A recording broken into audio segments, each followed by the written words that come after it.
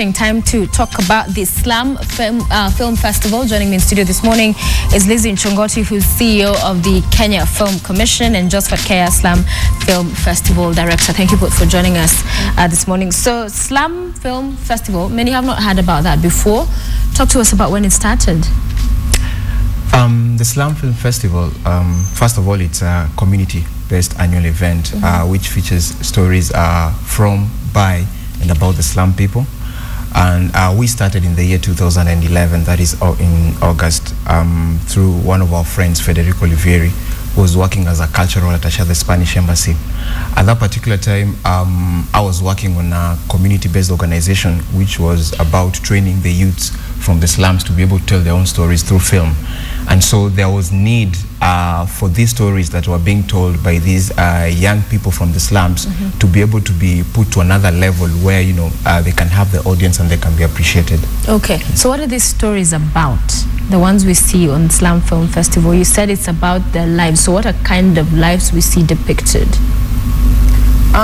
The stories about, captured in the Slum Film Festival. First of all, let me just say the beauty about this festival is that for once, we are not looking at the slum as a destination for shooting film.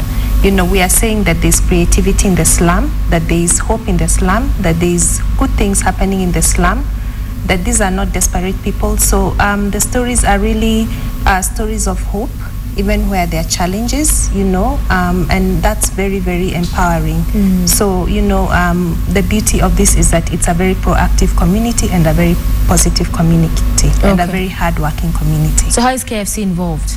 KFC, as you may be aware, one of our key mandate areas and one of our key roles is to make sure that we promote and facilitate the growth of the local film industry. Right now we are talking about issues like digital migration. We have people sourcing for content left, right, and center, and we need to have that content. So we are very happy to partner with people like the Slum Film Festival, who are actually working and producing some of that content, and also just helping them to showcase what they have to offer. So that's one of our key roles as a commission. As a commission, yes. So you're a director. What have you directed? What are some of the films you can talk to us about? I'm the festival director overseeing like all the programs and activities. Okay, not a particular film. Yeah, but I'm also a trained filmmaker. I went through the organization I was working on, Kibera Film School. I was also a student there for 1 year, trained through the whole process of filmmaking. So I've done a couple of student films, but also been involved in a couple of documentaries. All right. Do you have many people participating in this? Or is it as a strain, being able to get the numbers on board, people to come with their ideas and to implement them as well and to capture it in a professional manner?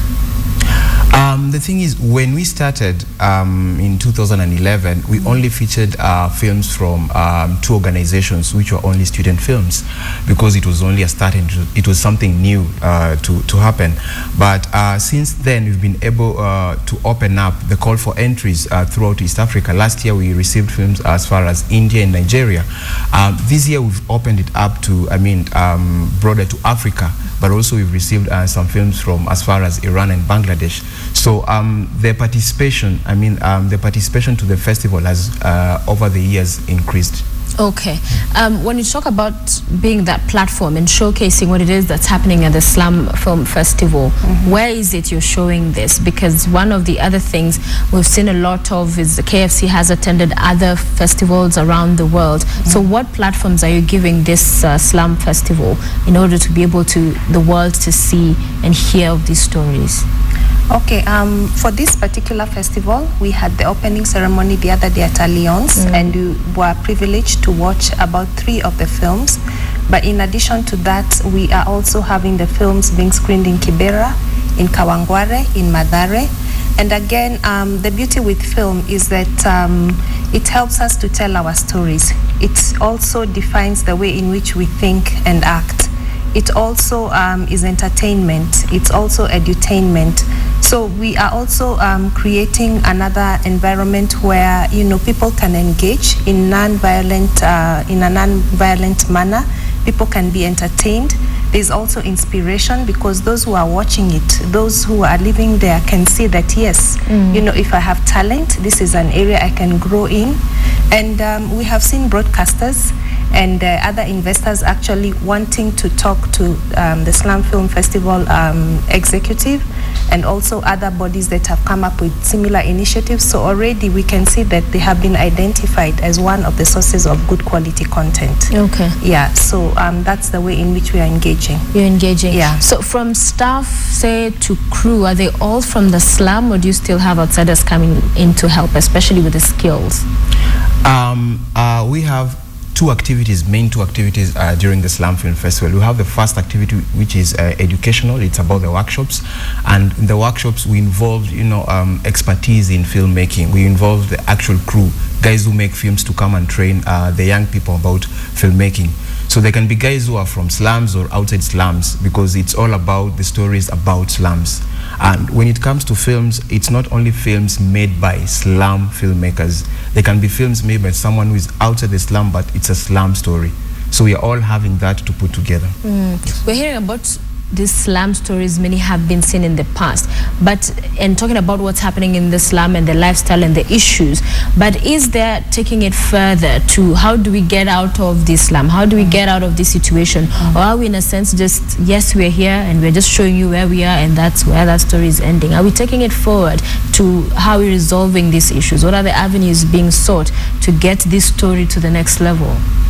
Yes, like I mentioned earlier, the thing about this particular festival is that we've also seen international filmmakers come and use the slums, especially Kibera, as one of the filming locations.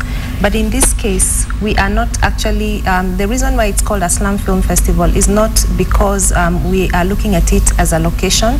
It is because it's stories by the people in the slums, about their lives, but it's stories of hope, it's creativity from within the slums.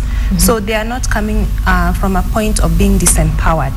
For once, we are not in the slums to say that, look, these people are suffering, they need your help. No, we are saying that, look, there's creativity in the slums. So that's what this is all about.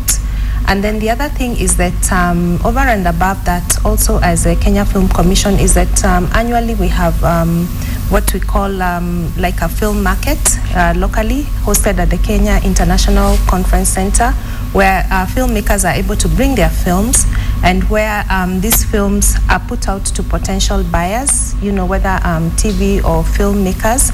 And we have seen, for example, films from Riverwood being sourced by people out there in Europe because of opportunities like that. We've had other opportunities where we have taken filmmakers to international festivals and film markets, again, to give them an opportunity to showcase their content, to give them a platform where they can also be able to, interact and network with the best in the world. So there are many avenues through which we are able to make sure that, this talent is showcased, and that it's actually out there so that it can be tapped into, and so that investors can also come and, buy this content and work with the local filmmakers. And to talk about investors coming in to buy content, a big and important thing for them is the quality of this content. Is that something you're struggling with, or is it of good quality? And if so, how is it being manifested? The kind of stories, the kind of stories you're getting mostly are about the slums, but also when it comes to the quality of films, these are people who are using the available resources, to tell their own stories. They have, a small camcorder and, some even using a phone to tell these stories. So basically, a Slum Film Festival, the platform also is to encourage, the making of the films to a more professional level, and that's why we are looking forward to partnering with other film festivals and screening some of these films in a way to encourage the young filmmakers to make more quality films. The workshops that we facilitate are these workshops and engage the young filmmakers to be able to raise the quality of the films they are making. Yes. And where do you come in as KFC in helping, for example, this particular SFF to come up with better quality product?